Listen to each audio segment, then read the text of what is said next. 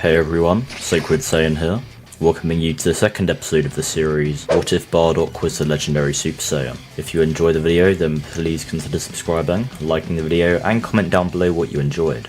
If you want to talk to me or my community, then you can join my Discord server through the link in the description, and you can also support the channel by becoming a channel member.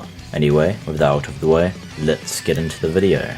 This video begins with the majority of the Saiyan forces all converging at the Saiyan Palace, as King Cold along with the Ginyu Force, and some other ships, all arrive there, with the newly appointed King Vegeta stepping out, and arrogantly asking what King Cold wants. King Cold tells him that there is no need to be so hostile, he simply wants a private chat with the young king.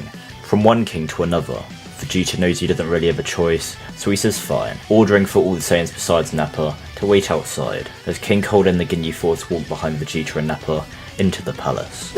While this is happening, Bardock tells Raditz and Gine to go to Earth now. He has to stay here and deal with King Cold. Gine begs for Bardock to just come with them, but he says he can't. No matter where he goes, he'll be followed, unless he ends it here and now. Tora then lands behind Bardock.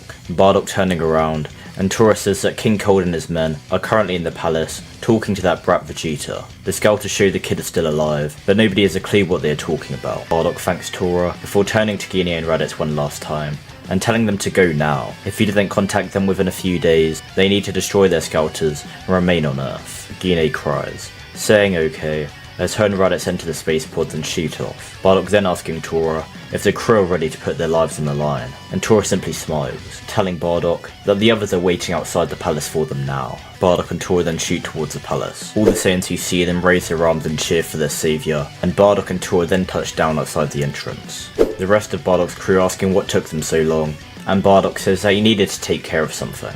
Bardock and his squad then walk towards the door of the palace. Some of King Cold's soldiers are standing outside and tell them that they can't enter, but Borgos and Shugesh dash at them, taking them all out swiftly.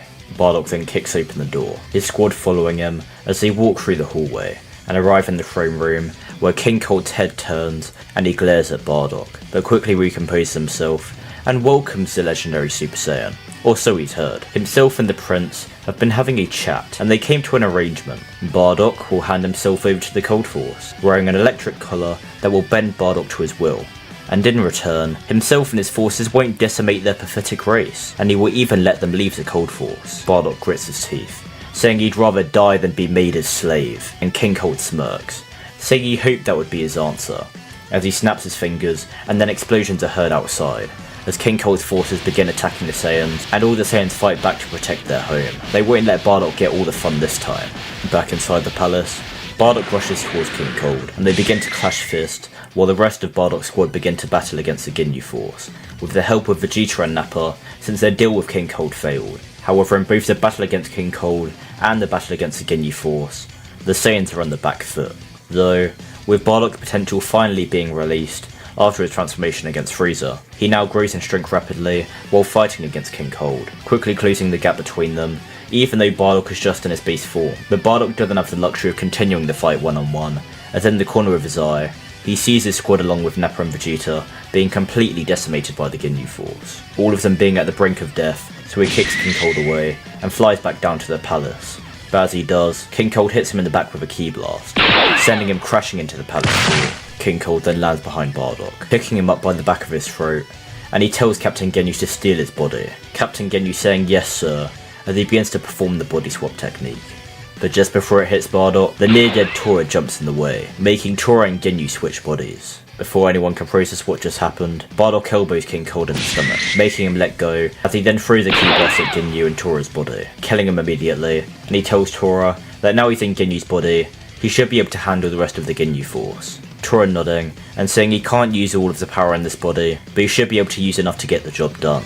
With that, Bardock continues his battle with King Cold, while Tora now begins to fight the Ginyu Force, while in Ginyu's body. However, Tora quickly realises he was a bit overconfident when telling Bardock he could get the job done, but he does have enough power to at least hold them off until Bardock finishes King Cold. Speaking of which, that shouldn't take too long, as Bardock has now surpassed King Cold in power, and is beating him to a pulp. King Cold greatly underestimated the legendary Super Saiyan, and is now paying the price for his lapse in judgment. Bardock then punches a hole in King Cold's stomach, making him cough out blood, and Bardock then tells him to get the hell off his planet, as he then throws him into the air and fires a beam at the Frosty, taking out the father of Frieza once and for all.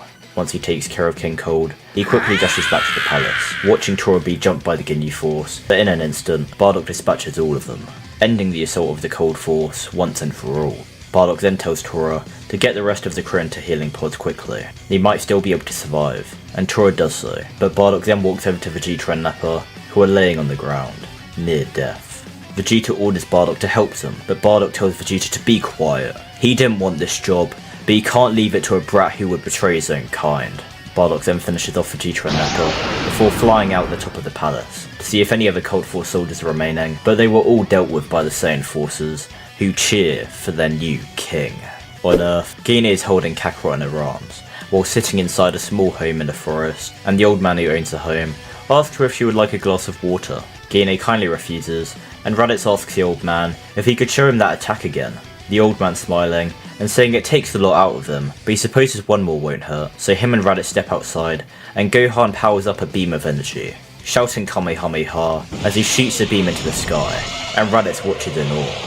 Back inside the house, Gine hears Bardock's voice coming through her scouter, so she quickly puts it on, asking if Bardock is okay, and he says everything is fine. They can return home now. Gine smiles with tears in her eyes, running outside and giving the good news to Raditz, and so they stay there for the night, but after that, Gine and her two children prepare to leave, and Gine gives Gohan a spare scouter with a direct link to Bardock's channel, telling him if he ever needs help with anything, he can contact them, as a thanks for all he did for them. Gohan takes the scouter and says he appreciates it, and he then waves them off as their pods shoot into the sky and out of sight. Back on planet Vegeta, Bardock and Tora, who is still in Captain Ginny's body, stand outside the healing pods Bardock's squad were placed in, and Tora asks Bardock if he knows any way he can get his normal body again. Bardock, with a serious face, says some time ago he made an ally on planet Cereal, a Namekian, and he created two orbs which summoned a dragon who could supposedly grant any wish. They should be able to use those to get Tora's body back, but Bardock himself won't be able to go off planet,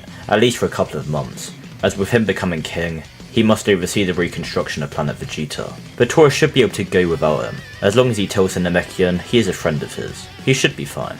Tora then outstretches his hand to Bardock, telling him they will leave in the morning then, and Bardock shakes his hand, telling him not to take too long. He's sure the crew will want to see him when they wake up.